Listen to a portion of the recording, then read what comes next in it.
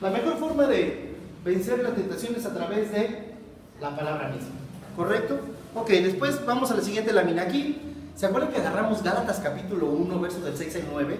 Y en sus hojitas, los que ya lo hicieron hace 8 días, vimos el pasaje y estuvimos subrayando que las ideas principales del pasaje, ¿no? Encontramos que el llamado se origina por una, a ver, ayúdenme a decir ahí para los que no lo tienen, los que tienen vacío, Gil, eso es para ti, para los que tienen apenas su boletín nuevo. ¿Qué pusimos ahí? El llamado se origina por una cualidad. ¿Una qué? Cualidad. Cualidad divina de Dios. Su gracia o su misericordia, ¿no? Luego dice, cuidado con el evangelio diferente que aparenta ser el correcto. Aparenta ser el correcto. Y luego, distorsionar. Aquí estuvo Josué muy atinado hace 8 días. Que hoy no vino, ¿verdad, Josué? No vino, hombre. Josué estuvo bien atinado hace 8 días. Nadie le daba y él le dio la primera. Distorsionar la verdad no es la verdad. No todo el mundo peleando, no sé qué palabra era, y él dijo, pues distorsionar la verdad no es la verdad, ¿no? Las verdades a medias no son verdades. ¿Sale? Cuidado con eso, porque hay gente que está acostumbrada a decir, pues esto es media verdad. Pues eso es una mentira también. ¿Correcto? Después dice la siguiente punto, como decía. Cualquiera pudiera caer en la tentación de enseñar algo diferente. ¿De dónde sacamos todas estas ideas? ¿De qué pasaje? De Gálatas 1, 6 al 9. Si yo agarro Gálatas 1, 6 al 9, llego a estas conclusiones que están aquí en la pantalla.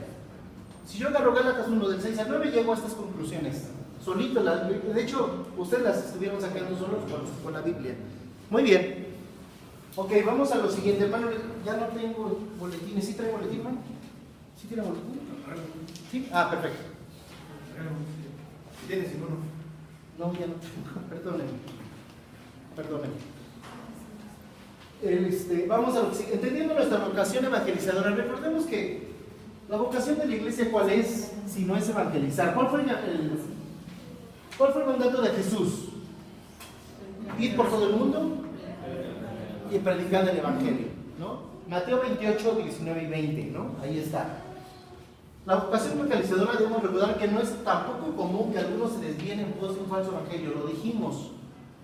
No es tampoco común, de hecho podría ser hasta muy común que la gente se desvíe del evangelio correcto a través de un falso evangelio. Hay un solo evangelio. Algunos predican un falso evangelio y debemos predicar conscientemente que el falso evangelio trae condenación. Hay gente que sabe que está enseñando algo que no es bíblico y sin embargo lo sigue enseñando. Con una razón, jala gente, ¿no? Con otra razón, pues da el éxito aparentemente, ¿no? El tema es que nos preguntábamos qué tipo de gente trae, ¿no?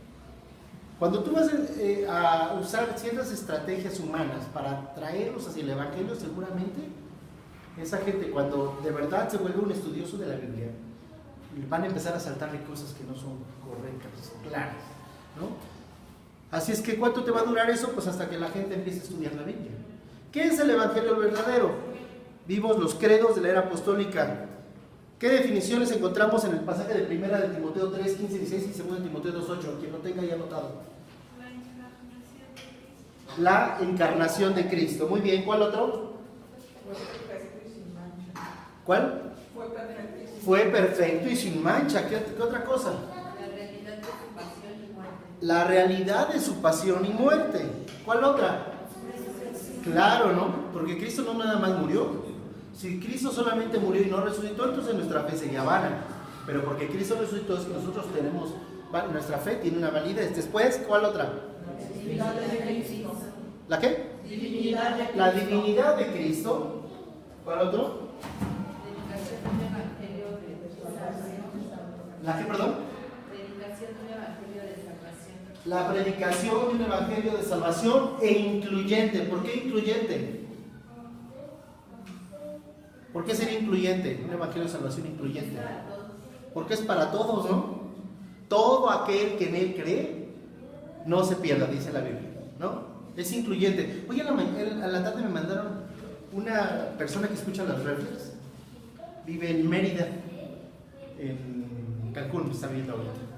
Y me mandó un mensaje: pastor, ¿cómo está? Buenas tardes. Oiga, mi hijo está en la preparatoria y le vendieron hoy el concepto de la dictadura. Y llegó a una conclusión aquí y dijo que en el Antiguo Testamento también existe la dictadura. Que en realidad lo que leemos en el Antiguo Testamento es dictadura pura. ¿Qué le contesto? Esa fue la pregunta, ¿eh? ¿Qué le contesto? Yo les pregunto, ¿qué le hubieran contestado a ustedes? ¿En realidad el Antiguo Testamento está hablando de dictadura? Pues es teocrático. ¿Es un gobierno? Dios es el gobierno. Ok, la dictadura, yo le voy a decir lo que yo contesté, ¿saben? Y ustedes me dicen qué hubiera contestado. Yo le contesté que de entrada la dictadura era la imposición de un gobierno por encima de las leyes. Que la dictadura precisamente lo que hacía era romper las leyes y para ejercer su propia autoridad. Dios no es una persona, no es un Dios, déjeme decirlo así, que rompiera leyes. De hecho, vemos el éxodo de que Dios, ¿qué hizo? Estableció leyes y mandatos y no se ha salido de ellos, ¿no? De hecho, cuando Jesús vino a la tierra, ¿qué les dijo? Yo no vine a quebrantar la ley, sino a cumplirla. Solamente que el gobierno que está explícito en el Antiguo Testamento es un gobierno monárquico. Para nosotros los latinos la palabra monarquía no la entendemos porque nunca hemos vivido bajo un gobierno. Nosotros entendemos república más o menos, democracia, gobierno, cosas de ese tipo, pero el latino, nosotros no nos tocó vivir en un gobierno monárquico, ¿no? Pero un gobierno monárquico significa que hay un rey y abajo de él están todos sus siervos. La Biblia plantea un gobierno monárquico donde el rey es uno, Dios. El rey de reyes, dice la Biblia, y señor de señores. Y nosotros somos sus siervos. Pero le dije que en el gobierno monárquico, en el que Dios plantea, es un gobierno incluyente. Es un gobierno donde no es, porque el chavo se defendía, ¿eh? Yo les decía a la mamá le decía, y ahora mi hijo dice esto, así me eché como media hora en el WhatsApp. Y decía que en la Biblia, ¿qué tanto en la Biblia existía el racismo? Y le dije, bueno, si tú llamas racismo al hecho que Dios separó un pueblo, pues eso no es racismo, ¿no? Si es que hasta Jesús fue el planteamiento para todo el mundo, le dije, no, los profetas también hablaron. Los profetas también hablaron que llegaría el tiempo donde todos podrían aceptar la salvación. Y cuando Jesús vino a todos. Y de hecho todavía vamos más para allá y la Biblia dice que no hay ni judío ni griego. No hay diferencia entre hombre ni mujer. ¿Qué significa eso? Que en la visión de Dios todos tenemos la misma oportunidad, ¿no? Incluso había una parte en Deuteronomio en donde se le dijo al pueblo que dejara sin cosechar las esquinas de sus tierras para que el extranjero, para que los necesitados pudieran acceder al alimento. Correcto. Y hay otra enseñanza, qué bueno que sacaste esa porque a mí te recordaba una. En el tiempo de la cosecha había una ley muy interesante. La ley del tiempo de la cosecha era, imagínense los campos de cosecha ya llenos de lo que habían cultivado, y la ley decía que si venía un extranjero o un judío que no fuera de tu familia y pasaba tu terreno, él podía comer de lo que estuviera, lo que todavía no hubiera sido cosechado. La ley decía, él puede comer todo lo que quiera, pero no se puede llevar nada. Si el extranjero viene y tiene hambre, si una persona viene y no ha comido, tú debes dejar que él coma. Si se mete a tu viñedo, él come. No se puede llevar nada, pero puede comer ahí. Como un recordatorio de Dios para decirte, porque yo proveo, yo te di, yo hice que esto tuviera fruto. Así es que alcanza para tu familia y para los demás. Eso es parte de las leyes. Ahora, aquí en esto vimos los credos de Lara, ya lo vimos, ¿no? En resumen, definían la siguiente: la encarnación del Señor fue perfecto y sin pecado, la realidad de su pasión, su resurrección, la existencia de sus seguidores, predicado a todo el mundo y entronado en los cielos. Ahora que tenemos todo el Nuevo Testamento, podemos definir el Evangelio con precisión.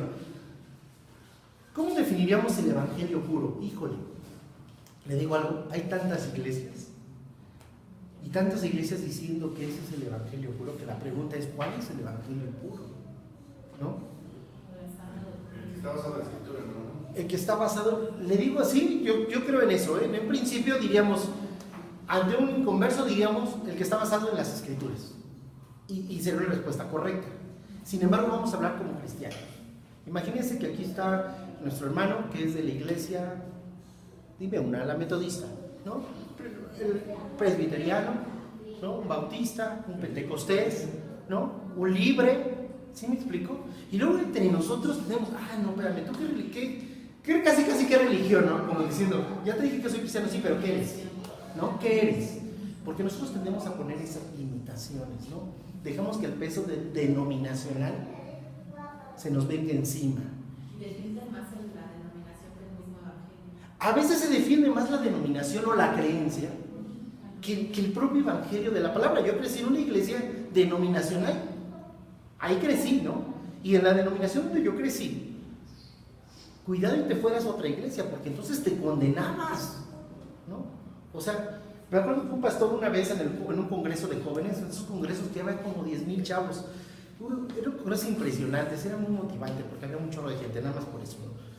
Y porque ahora hay muchos muchachos y muchas muchachas, y uno chavito, pues le cae bien conocer a muchas muchachitas, ¿no? Entonces todo uno en el congreso muy metido y pasó un pastor a predicar y dijo algo así: hermanos, me aprendí un chiste y se los cuento. En el reino de Dios sucede que va a haber habitaciones gigantes. ¿Para qué es las habitaciones gigantes? Pues porque uno va a poder entrar a esa habitación, abre la puerta y van a estar los pentecostales. Brinque, alabando al Señor. Pero hay que cerrar la puerta. Te vas a la siguiente puerta y ¿quién cree que van a estar? Los metodistas. Vamos a ponernos de pie. Sigamos, ¿no? Pero en la puerta de al lado van a estar los bautistas. No, la palabra de Dios, la enseñanza de la palabra debes, ¿no? Y así él iba contando su historia hasta que dijo, y el último salón está, y dijo nuestra denominación, donde yo estaba, ¿no? Los de esta denominación. Pero esa hay que abrirla con cuidado. ¿Por qué? Porque ellos piensan que son los únicos que se salvaron.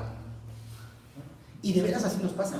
A veces creemos esos temas. Por eso tenemos que regresar. ¿Cuál es el evangelio puro? El evangelio de la palabra. Podemos agarrar muchos textos, pero yo le digo una cosa: también las desviaciones y herejías están sacadas de la palabra.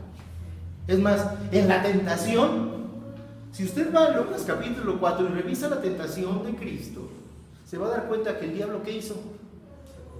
Pues sacó la palabra, ¿no? Así es que ignorante no era. Por eso siempre estamos en desventaja ante la lucha espiritual si no leemos la palabra, si no aprendemos la escritura, porque el diablo sí la conoce, ¿no?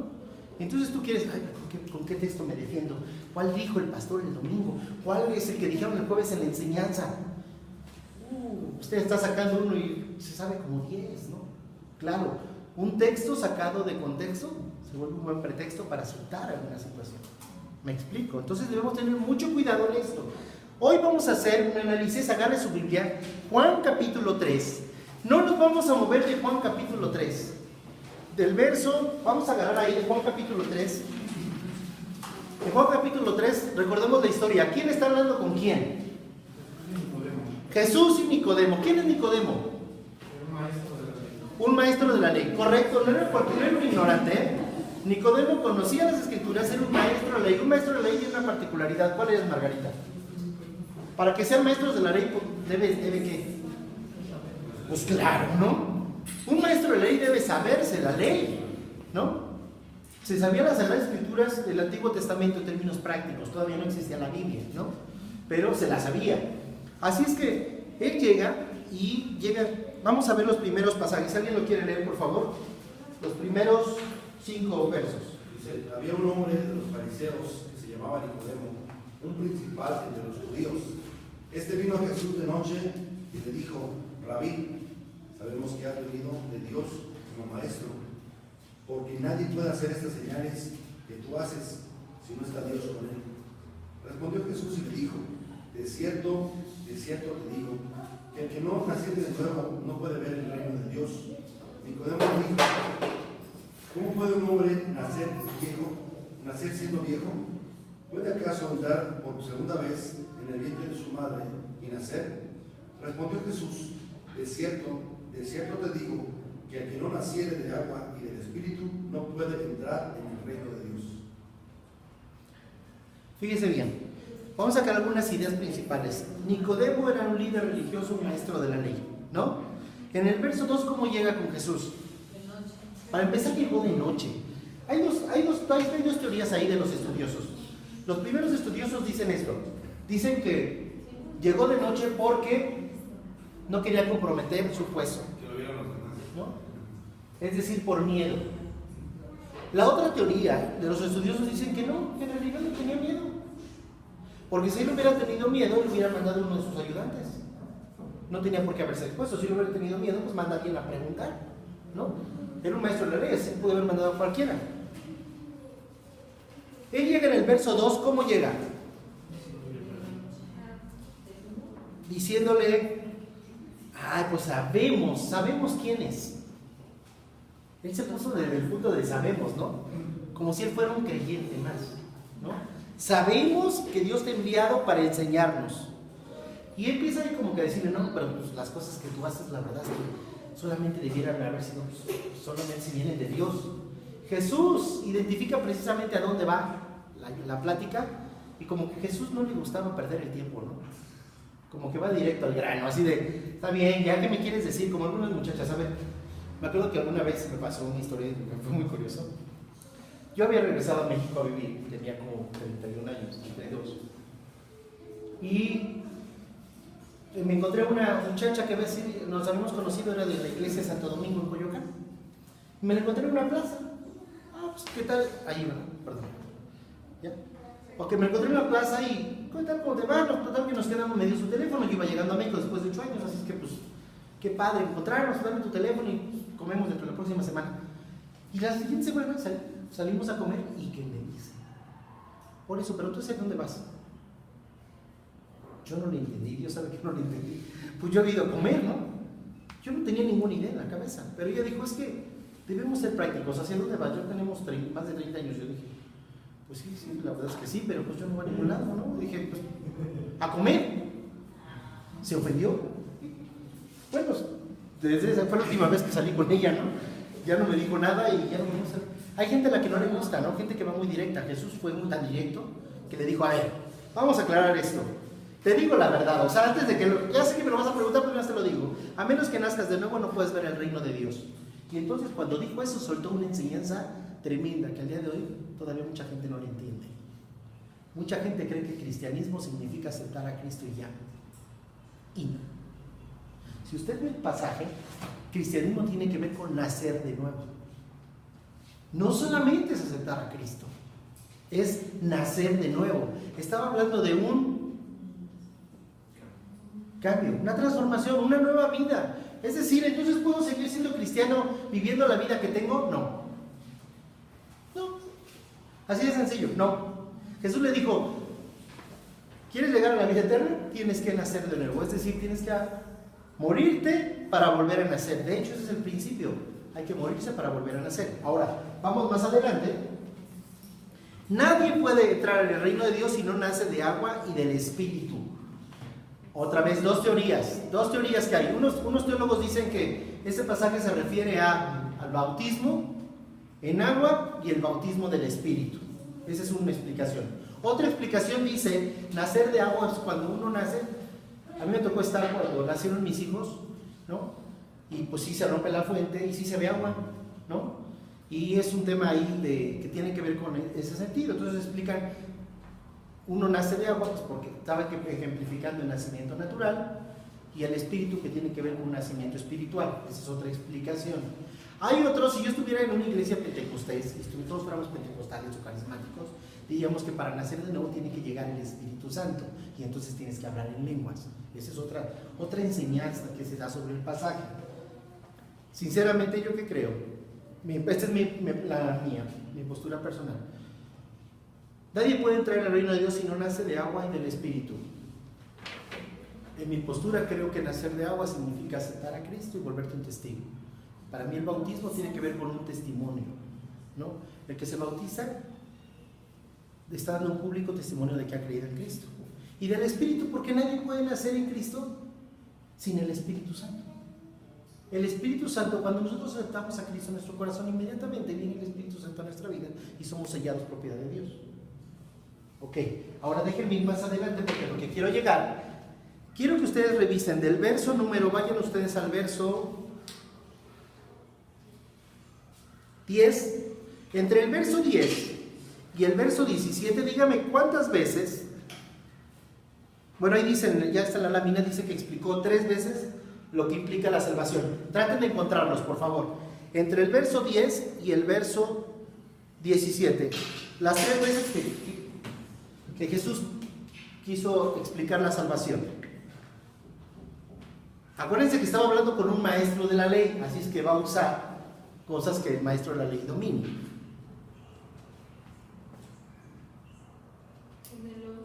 ¿En cuál? ¿Por qué? Dice, te aseguro que les contamos lo que sabemos y hemos visto, y ustedes todavía se niegan a creer nuestro testimonio. Ahí está hablando Jesús, ¿estamos de acuerdo? Está hablando. Ahí todavía no, ahí todavía, más un poquito más adelante, de hecho, más o menos arranca por verso 14. Sale. ¿Cuáles son las...? ¿Qué se podría hacer? A ver. Que dice, nadie ha subido al cielo sino solamente el que bajó de allí, es decir, yo, el Hijo del Hombre. Ahí ese texto lo podemos usar para hablar de la divinidad de Cristo, ¿no? Los testigos de Jehová, este texto les causaría polémica, porque recuerden que para el testigo de Jehová Cristo no es Dios, ¿no? Pero este pasaje dice que nadie fue al cielo del sol, pero el Hijo del Hombre ya bajó del cielo, o sea, Él viene, está hablando de su divinidad. Pero en el verso 14, vayan a ustedes al verso 14. En el 14 habla del acto que nos lleva a la salvación, ¿no? A ver, ¿y qué figura usa ahí? Correcto. Usa a Moisés. ¿Por qué Moisés? Porque Moisés la dijo a través de Moisés. O esa es una aplicación. ¿La otra?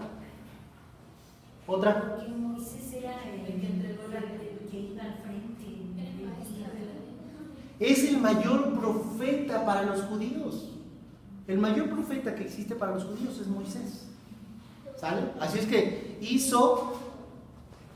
primero se fue con Moisés, reconociendo que era el mayor profeta. Luego, ¿qué más hizo? Después va a usar otra forma de explicación. ¿Cuál es? Levantar la serpiente. No. Eso ya sería, por ejemplo, en el verso 16. ¿Cuál sería? De la entrega de Dios a su Hijo. Claro, usó el amor de Dios para explicarlo. ¿Sale? Ojo, esto hace clic con los judíos, porque acuérdense que ellos tenían en su concepto que el pueblo escogido, con amor, no dice Jeremías, con amor eterno te he amado, por tanto te prolongo mi misericordia. Uno de los principios en la religión judía, ¿cuál era? El amor de Dios. ¿Sale? Entonces está abogando al mayor profeta al principio del amor de Dios, y luego, ¿qué otro va a usar en el verso 17? La culminación.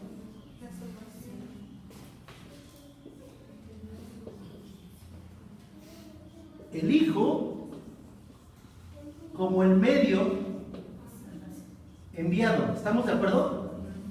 Ahora, vamos a encontrarle otro sentido a estos 3 pasajes. Moisés, ¿qué representaba en tiempo? Estamos hablando en tiempos. ¿Representaba él? El pasado, ¿no?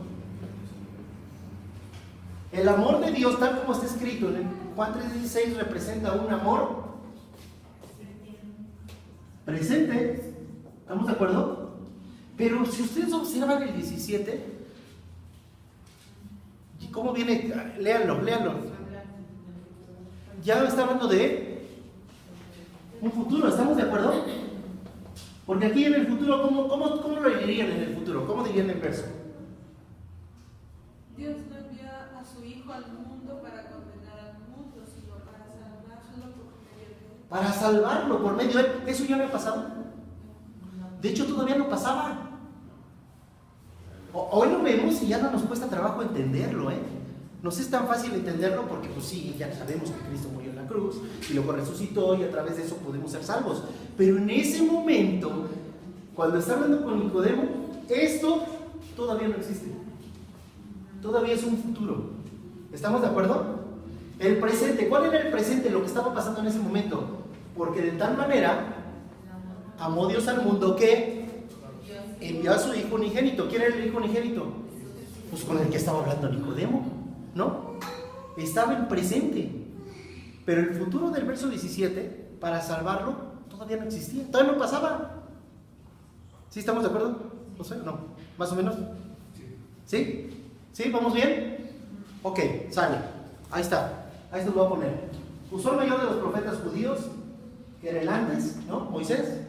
Usó el amor de Dios, que es el ahora, y aclaró el nuevo alcance, ¿no? Que tenía que ver con el futuro. ¿Vamos bien? Ahora, agárrese usted a Juan 3:16. Usted en su boletín tiene, me parece que hay partes sin llenar, ¿verdad? Sí. Sí, hay partes sin llenar. Juan 3:16. Ok. ¿Y cómo empieza Juan 3:16? Vamos a decirlo.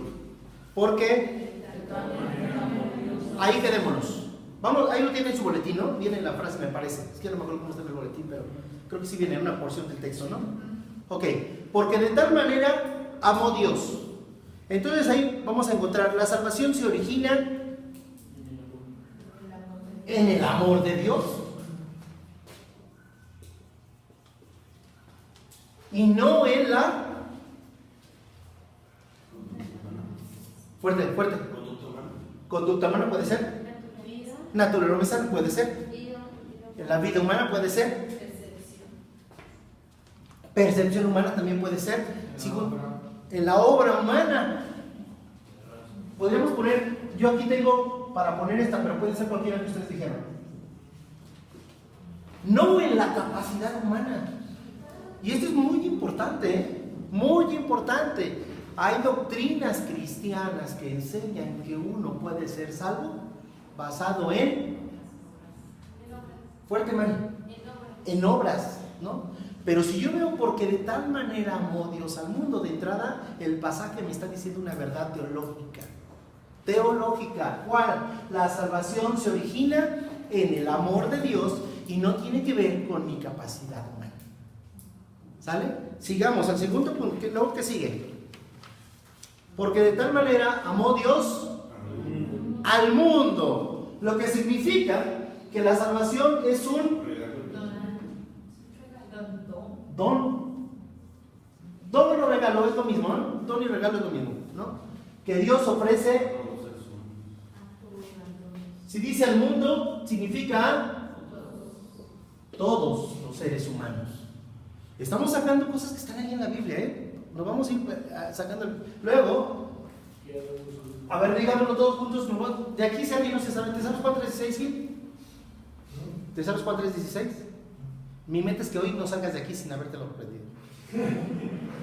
¿Sale? ¿Quién menos sabe Juan 3:16? La verdad, levante la mano. ¿Usted no se lo sabe? Otra vez dime tu nombre, perdón. América. Ya, pues, América, ¿eh? Sí. Si no me acuerdo, rápido me dicen América. ¿Ok? América y Gil. Nuestra meta es que hoy salgamos aprendiendo ese pasaje. ¿Sale? El pasaje entonces dice, ¿por qué? De tal manera amó Dios al mundo que ha dado a su Hijo unigénito. ¿Qué si me enseñan que ha dado a su Hijo unigénito? Sacrificio. La salvación se basa en el sacrificio vicario del Señor Jesús. Esto es importantísimo. Yo puedo ser salvo gracias a que Jesús vino.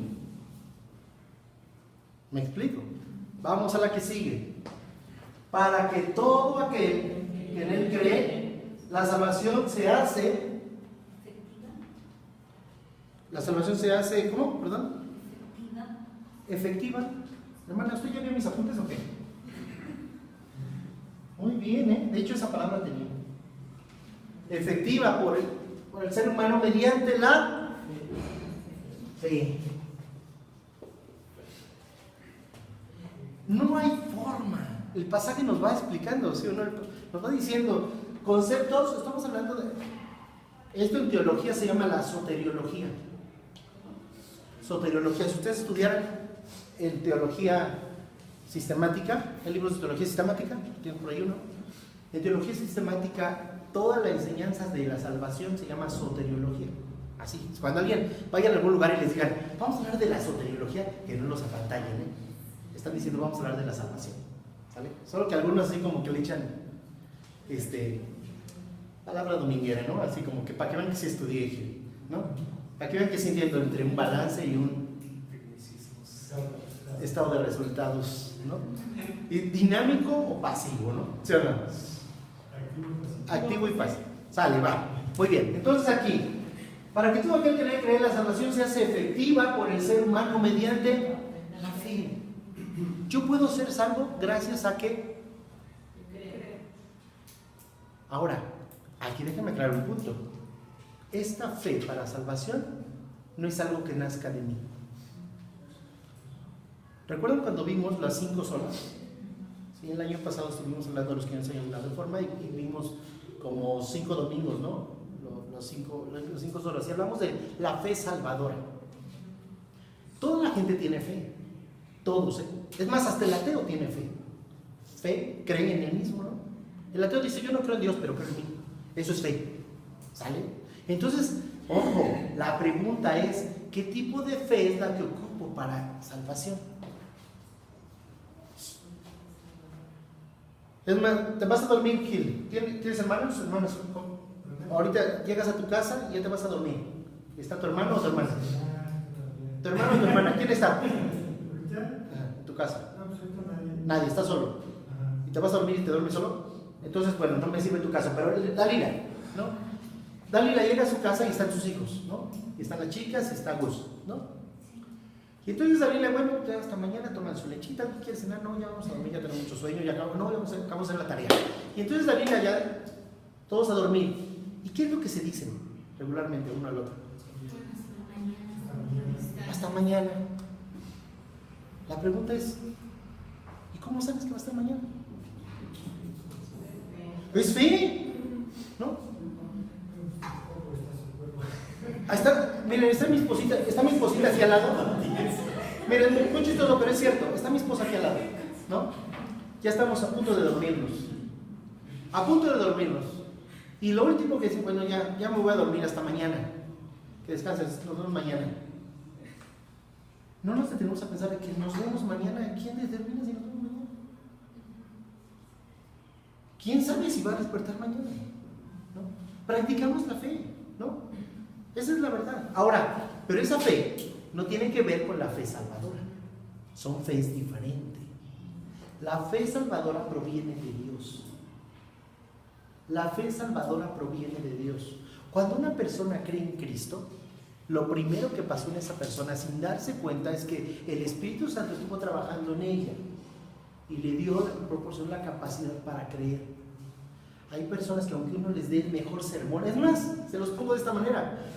¿Cuántas personas le habló Cristo? Directamente, el Señor hablando. Vemos los evangelios, cómo estaba la gente ahí. Y sin embargo hay gente que le dijo, no Señor, la verdad lo tuyo está muy difícil, mejor ahí nos vemos, ¿vale?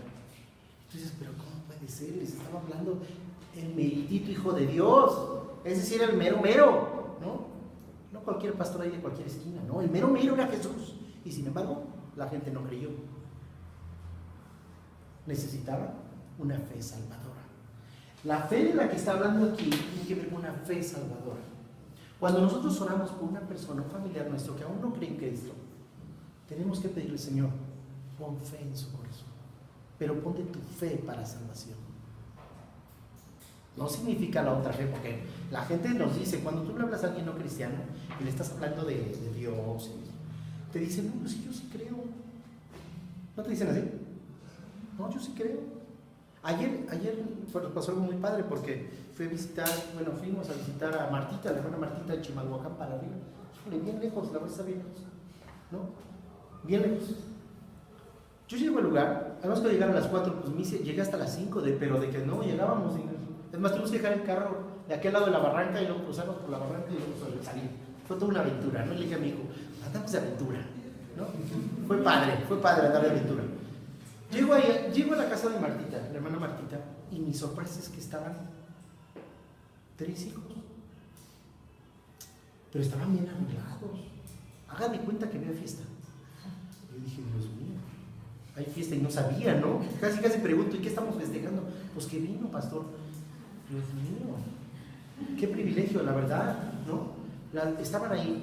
Y al ratito llegó su otro hijo, y al ratito llegó Charlie. Total que tenían los 5 hijos de Martita ahí. Los reunió y les dijo, ven el pastor, venga. Lo que yo no sabía es que me los tenía reservados porque me iba a mandar uno por uno, ¿no?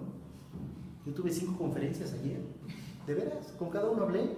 Yo iba a hablar con Martita y terminé hablando con los hijos, ¿no? Pero llegó una Mari, no se me va a olvidar, porque hasta hablamos por ella. Mari me dijo, yo no creo en Cristo. Todos mis hermanos creen en Dios, pero yo no. ¿Y por qué tengo que creer, no? Y me daba su punto. Bueno, le expliqué este pasaje. Le expliqué cómo Dios, que en realidad cristianismo no tiene que ver con religión, tiene que ver con una relación con Dios, ¿no? Si ella se sentía ligada a Dios, bueno, pues entonces lo que necesitaba era relacionarse con Dios, ¿no? ¿Y para creer qué? Para creer necesitas a Dios. Y decía Marta, entonces que seguimos orando, pues tenemos que orar. Estuvimos ahí hablando con ella y de repente dije, bueno, pues ¿quieres orar? Me dijo, sí. Ah, pues órale, pues yo no sé si ellos no habían orado nunca, que cuando yo le dije que ella me dijo que sí, todos se pusieron de pie inmediatamente y bien contentos y empezaron a orar, ¿no? Empezamos a orar todos por ella. Al rato llegó su hija que tampoco cree en Cristo, una muchacha como de 25 años, yo creo, con su bebé, una beba chiquita. Una beba chiquita. Y le dije, oye, pues estamos en esto, ¿quieres orar? ¿Quieres que oramos por ti? Bueno, así como que bueno, más forzado, pero cuando le dije, bueno, ¿por qué no? ¿Cuál sería tu petición de oración? Y me dijo, pues por mi mamá que está enferma. Dije, bueno, pues hagamos esto, nos unimos a tu oración, pero tú dirige la oración. Y vi que su cara fue así de, que pues di lo que tú quieras, y cuando ya no acerca nada que decir, di amén y yo sigo. ¿Seguro? Sí, seguro. Pues, se arrancó. Pues saben que su oración fue muy honesta, muy sincera, muy sentida inclusive. Cuando ya dijo amén y yo seguí orando, cuando abrí mis ojos ella estaba llorando, ¿no? Y todos estaban muy contentos, hermano, qué bueno. Y me dijo ella, cuando se fue, su niño vino al campamento. ¿Ve que Charlie trajo muchos sobrinitos? Pues uno de los niños, un gordito que era bien latoso, era su hijo, y ahí supe ya que era su hijo, ¿no? Y llega el niño, pastor, ¿cómo está? ¿Me voy a invitar al campamento? Sí, hijo, ya sabes, estás anotado para el siguiente. Me avisa, no deje de avisarme, no. Y le digo, ya me voy saliendo, y le digo al niño, hijo, cuídate mucho, nos vemos en el campamento, ¿no? Y voltea a la mamá y me dice, pastor, ¿no quiere que vayamos antes a la iglesia? Te espero el domingo, le dije, te espero el domingo, no llegues tarde. Voy a hacer todo por él. Yo creo que Dios está tocando en mi corazón. Y sí creo. La fe salvadora significa que la gente logra entender cuando Dios está tocando su corazón. Luego a veces tenemos a nuestro familiar y decimos, pero ¿cómo es posible que no entienda? Está tan bonito, bueno, yo hasta lloraría por lo que me están diciendo. Pero esa persona como que no siente nada, no dice nada y sigue por la vida, ¿no? Porque necesita esa fe salvadora. Tenemos que aprender a orar por esas personas y pedirle al Señor, darle la fe suficiente para de salvación. ¿Vamos bien? ¿Hasta aquí? Sale, vamos a lo que sigue. Luego sigue, para que todo aquel que en él cree no se pierda. ¿Qué significa eso? Gracias a Dios hoy somos de la época del GPS, ¿sí o no? Si yo no hubiera tenido en mi celular el GPS, nomás no llegó ayer. No hubiera llegado, no había forma. Aunque me hubieran explicado, no hubiera llegado. Esas zonas son así como callecitas y luego partes un cerro y va uno así. Bueno, con el GPS nos quedamos a 1.5 cuadras, ¿no? Cuando la Biblia dice que no se pierda, lo que nos está enseñando es que la salvación del ser humano incluye ser salvado, rescatado. ¿Qué más podríamos poner ahí? ¿Cuál? Vamos a ponerle rescatado, ¿les parece? O salvado. No, es que salvado, pues no, de salvación no puede ser salvado. ¿De qué? Del pecado. Del pecado. Déjenme ponerle esto. Despropósito. Del despropósito.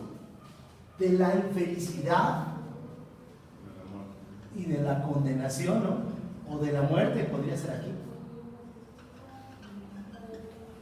Estoy llevando una clase que se llama Teología, yo voy en Teología 2. Y esta semana, ¿cómo he aprendido? La pregunta era, si somos hechos a la imagen de Dios, ¿seguimos siendo la imagen de Dios o ya no? Génesis dice que Dios nos hizo a su imagen, ¿no?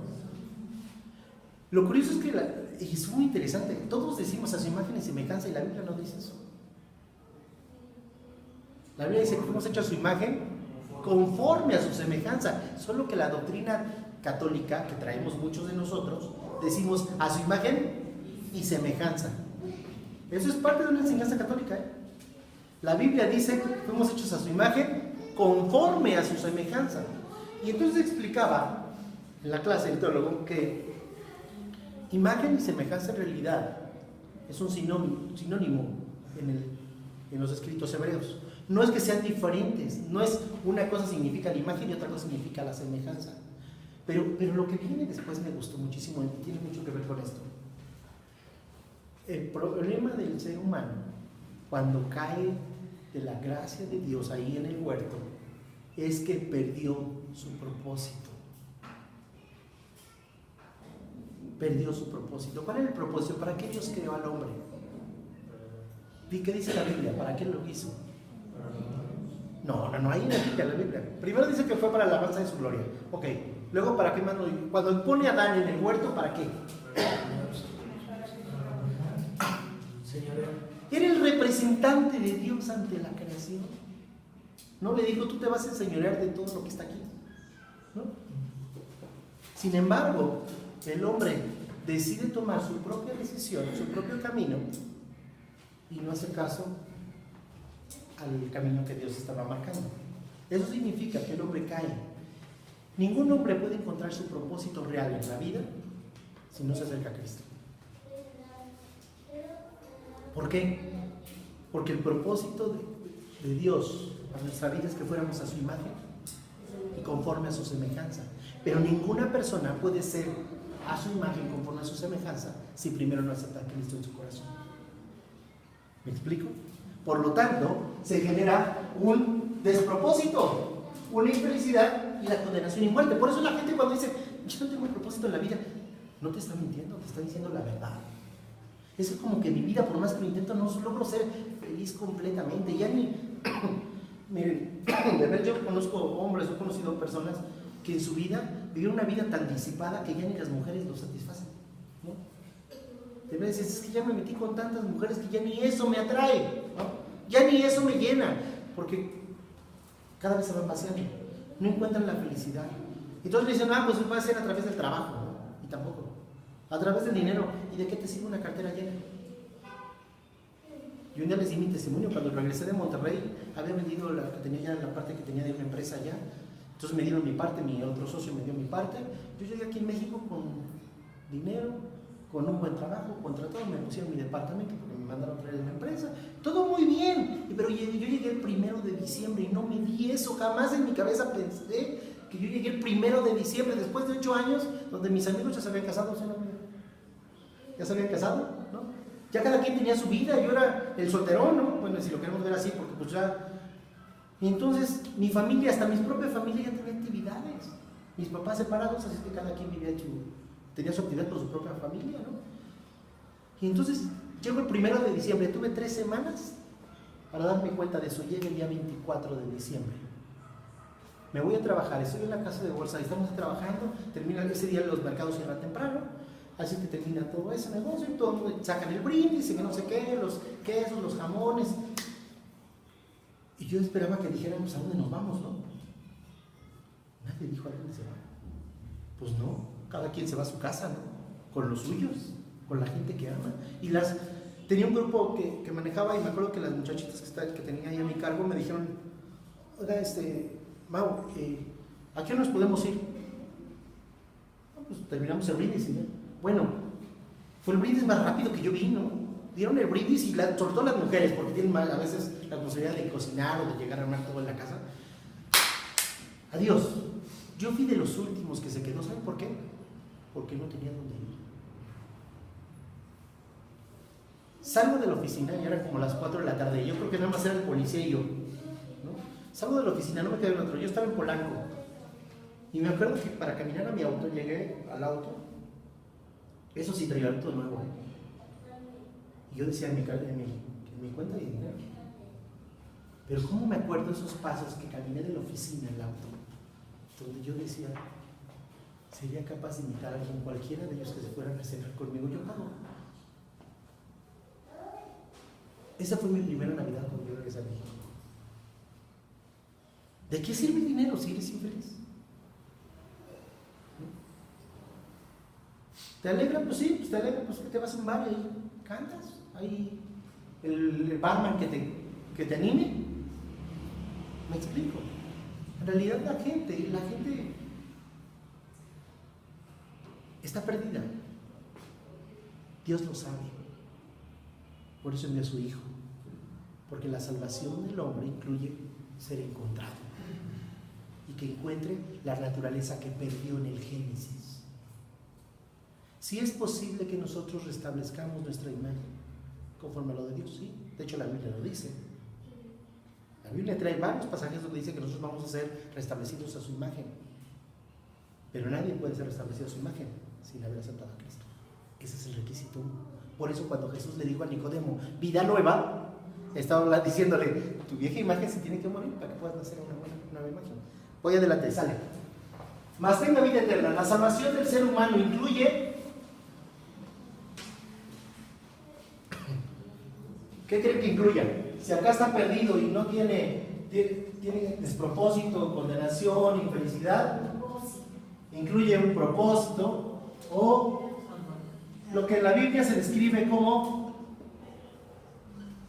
¿se ve o no se ve? Plenitud. Plenitud. La plenitud de la vida y la vivencia en la eternidad con Dios, porque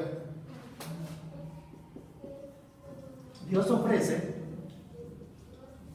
una vida eterna, donde ni siquiera vas a estar solo, te ofrece una vida eterna con Él. ¿Vamos bien? Luego dice, porque no envió Dios a su Hijo al mundo, ya voy al verso 17, porque no envió Dios a su Hijo al mundo para condenar al mundo, sino para que el mundo sea salvo por Él. ¿Qué me está diciendo ahí? La salvación del ser humano fue la obra, ¿qué otra palabra? Acción, ¿qué otra? Piensen en Tom Cruise y en sus películas de sumisión. Fue la misión fundamental ¿de qué? De la encarnación, ¿no? De la encarnación de Dios. Porque Dios se encarnó, ¿no? A través de Jesucristo. ¿Vamos bien? ¿Avanzo? Gracias, me quedan 10 minutos. Ok, el que en Él cree, no, ya, sí, el que en Él cree no es condenado. La salvación del ser humano requiere solamente, ¿qué?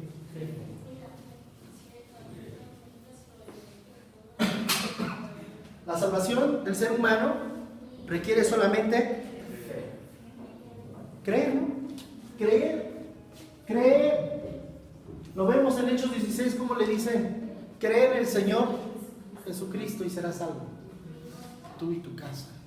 Tú y tu casa significa que será algo automático, no. Significa que a través de tu testimonio ellos podrán ser salvos, ¿no? Porque te creerán que Dios es diferente. ¿Sale? Vamos. Pero el que no cree ya ha sido condenado porque no ha creído en el nombre del unigénito Hijo de Dios. ¿Qué podríamos decir ahí?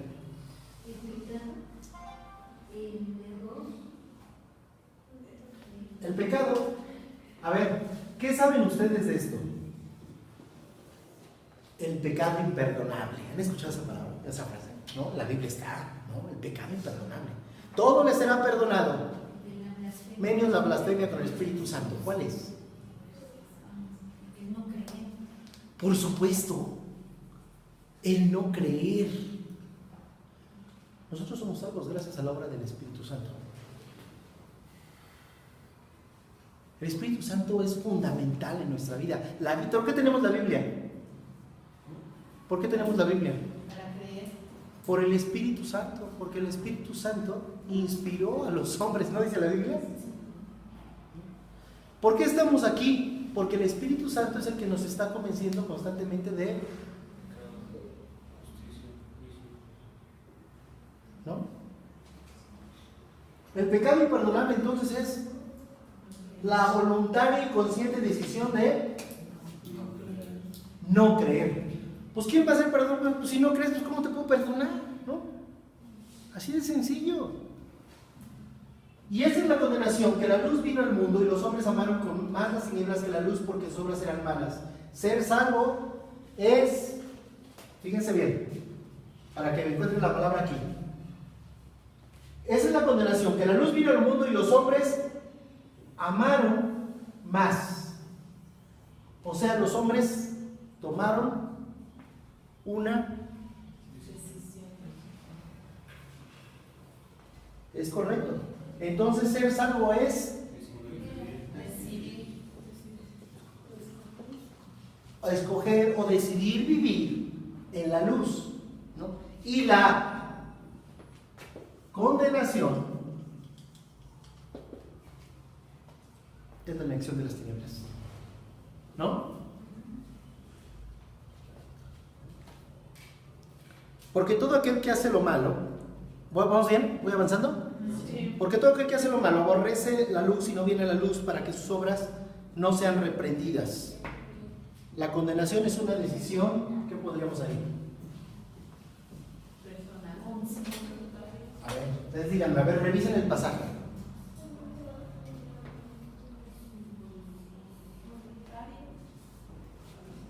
¿Cómo? Claro. Es voluntaria, pero también ¿qué más es? Conciencia, ¿no? ¿Cómo? Conciencia o personal. Conscientemente, ¿no? Consciente y consciente. Consciente. Aunque déjeme decirle, no, voy a quitar la palabra conciencia. No. Hay gente que está decidiendo irse al infierno y no está consciente de lo que está decidiendo. Entonces no están conscientes, ¿verdad? Nosotros sabemos que ellos están, cuando no aceptan a Cristo y rechazan a Cristo, se van al infierno, esa es la verdad, ¿no? Pero la gente no está consciente de eso. Entonces está tomando una decisión voluntaria y propia o deliberada, ¿no? Es una decisión voluntaria y deliberada del ser humano. Luego dice más, el que practica la verdad tiene la luz para que sea manifiesto que sus obras son hechas en Dios. La salvación, ¿qué hace?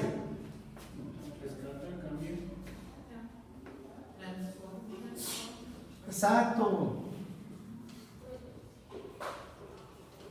Transforma al ser humano y lo hace mejor persona. Si ustedes quieren saber, a ver, lo transforma en una nueva persona. ¿Dónde puedo ver eso? ¿En qué lo transforma? Les dejo de tarea. Así pónganle en su nota. Si quiero saber en qué transforma Dios a una persona, debo leer Efesios 4. Si quiero saber en qué transforma Dios a una persona, debo leer Efesios capítulo 4.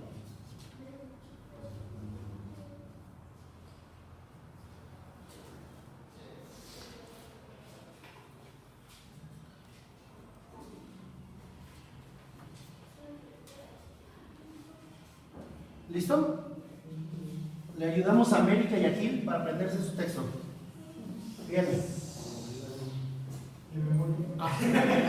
De memoria. América sí puede salir si no se lo aprende, pero Gil no. Gil sí se queda aquí hasta que se lo pague. Bien, todos juntos, vamos a recordar todos juntos. Porque de tal manera amó Dios al mundo que ha dado a su Hijo unigénito, para que todo aquel que en él cree no se pierda, mas tenga vida eterna. hasta ahí es el verso 16. ¿Sale? Otra vez, una vez más. Porque de tal manera amó Dios al mundo que ha dado a su Hijo unigénito, para que todo aquel que en él cree no se pierda, mas tenga vida eterna. Déjenme terminar con unas conclusiones rapidísimas. Me quedan 5 minutos y quiero agotarlo en esto. Las conclusiones. Efesios capítulo 2, versos 8 y 9. No sé si viene ahí el texto en su hoja. ¿Sí viene? ¿Sí? Sí. Ok. Dice la Biblia: porque por gracia sois salvos por medio de la... Salvos por medio de la... Y esto no se trata de ti, sino que la fe... ¿Se entiende esto? Eso es lo que está diciendo el pasaje. Tú te sales de la ecuación. La salvación viene por fe.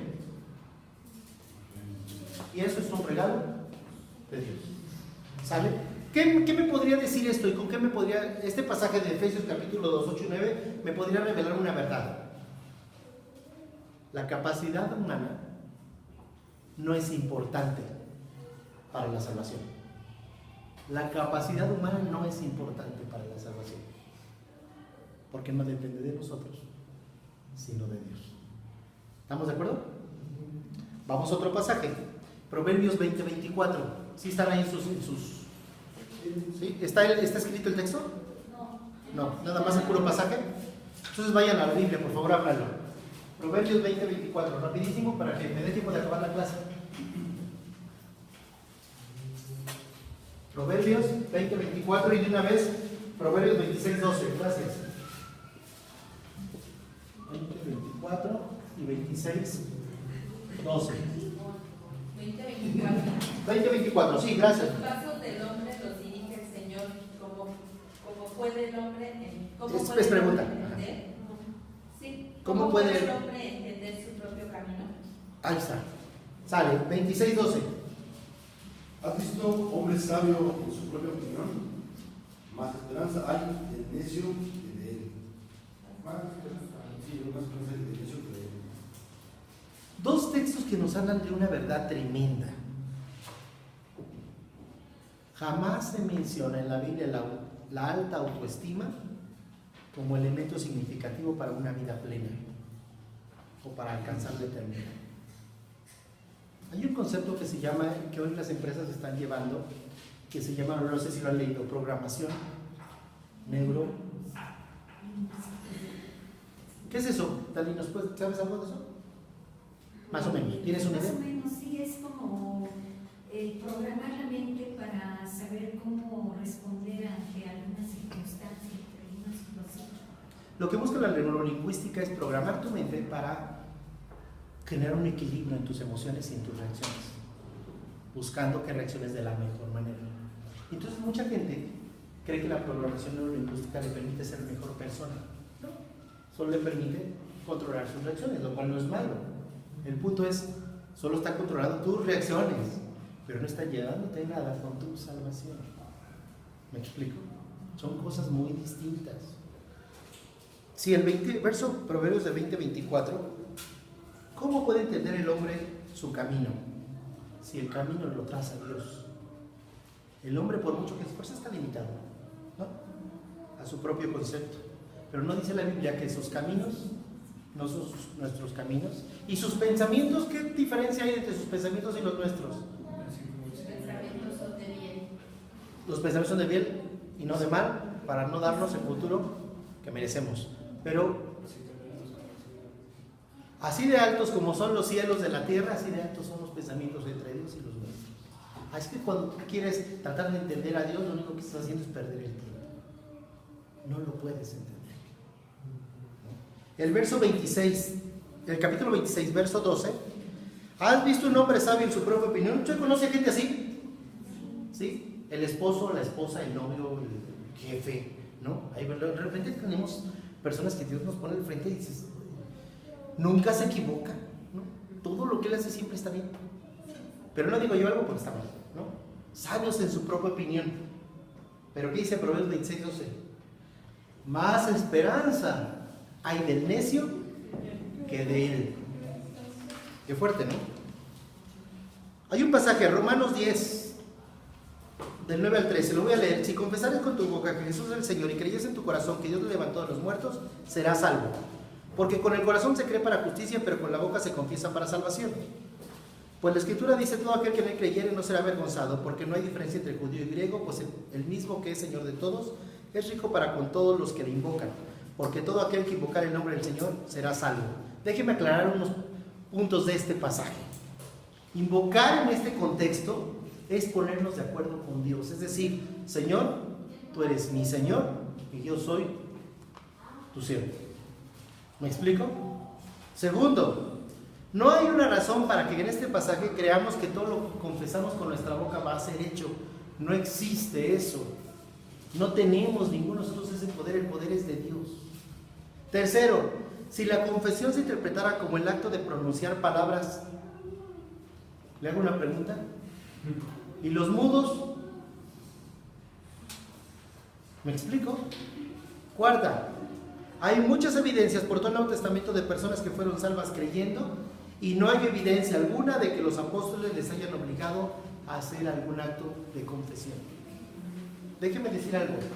Yo sí creo que cuando una persona viene a Cristo y acepta en su corazón al Señor, lo que sigue es un acto de confesión. Pero es un acto de confesión donde no entro yo ni entra usted. Entra Él mismo con Dios. Y no va a ser un momento fácil, ¿eh? Cuidado con aquellas personas que dicen, no, yo creí en Cristo y todo estuvo bien padre. ¿Estuvo bien padre? Sí, no fue maravilloso. Híjole, probablemente no lo entendieron. Probablemente no han comprendido que después de un acto de aceptar a Cristo debe haber un acto de confesión, donde vamos a hablar de nuestros pecados y nuestras faltas. El último pasaje, Jeremías 17, 9 y 10. Engañoso es el corazón más que todas las cosas y perverso. ¿Quién lo conocerá? Yo Jehová que exuriño la mente y que pruebe el corazón, para dar a cada uno según su camino, según el fruto de sus obras.